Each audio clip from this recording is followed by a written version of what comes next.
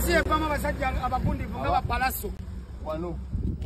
Omuyimbi King Saha akumye omuliro mu kivulu ky'omwana mulenzi Palaso ekya Sanyu Festival. Ate nga ku saidi yemu Palaso uwona eno munange abadde ayimba ku luyimba lwa Masias Walukaga munange saidi eno. Bibadde bitya nga musanyufu okamalako obumazi omwana mulenzi munange ate Palaso. Sigenda kubeera nga nkulwisaawo, ngenda kubeera nga ntandikirawo. Ngenda kusaba video gimpe like kw'osaana okusubscribe nga obeera nga tonnaba. Bampita Jaminati era nga nsinzira ku Jaminati Yugi. Ngenda kubeera nga ntandika munnange ne mwana mulenzi King Saha. Kakati no King Saha akatambika no munnange oba drop eno gy'abadde akoledde mwana mulenzi munnange ate Palaso ekutte akati munnange ate ku mukutu ogwa TikTok. Era nga tulabyeko ko wali ne mwana mulenzi munnange Palaso naye avuddeyo ko n'akomentinga ku eno video era nga bw'olaba posti gy'akoze King Saha comments ndowooza ozirengerawo. Akatambi kano mubaddemuko Mustafa Maka Ghetto Speaker kw'ossa n'abalala. Ne mwana mulenzi munnange ate Maka the Urban eside eri ndowooza omulengera wali kibadde kitambwira ddala. Laba Uganda, laba ensi. Laba ensi. Laba ffe. Eno ensi evamu abasajja abagundivu nga bapalaso wano. Palaso nensi evamu abasajja abagundivu nga bapalaso eno Uganda. Sanyu.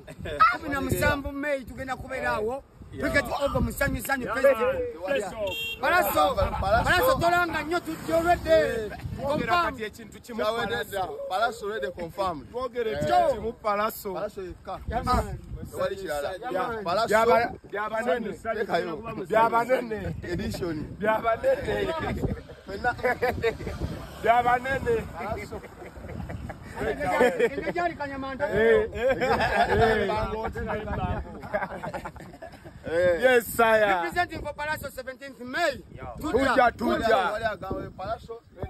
Bwe kityo nno munnange ate nga bwe kiri mu kutambula ate ku mwana mulenzi munnange ate King Saha kyakoze era nga akatambi katwerinze bitya kageteze nnyo vailo ate wali ku mukutu munnange ate ogwa TikTok.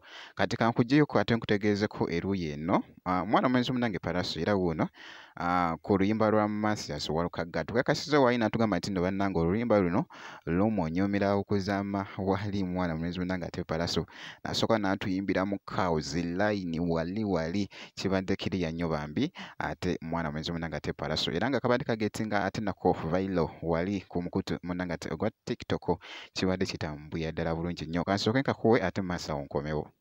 Okuva lwe nabasibula ndudde nnyo okuwuliza ebibafaako nga n'omutima gunnuma nagwamu ekimba ekibadde kintulugunya nga naagaddeeyo sigalaba bwe nkubye ku matu twaliisa oba empembawembako nze kampiteyo nga nsuna gita atendereze bw'aba nkuumidde taata be naleka luli okudda nga mukyamoga bannaffe banjirwa abaliddemu ebinyebwa ne lubaleka nga bisusunkole engeri gye simba lwa mirimu mindi kumbula obugambo bwange bo buba busomesa kiba kibikunze ngeyasalawo mbafumbire saagala mwayuye na mitema mpola okujjako Walukaga nga lungolodde nkoza babadde ku nkoko nga mudda ku ntula olwaleero nsonze n'akayimba kaakano.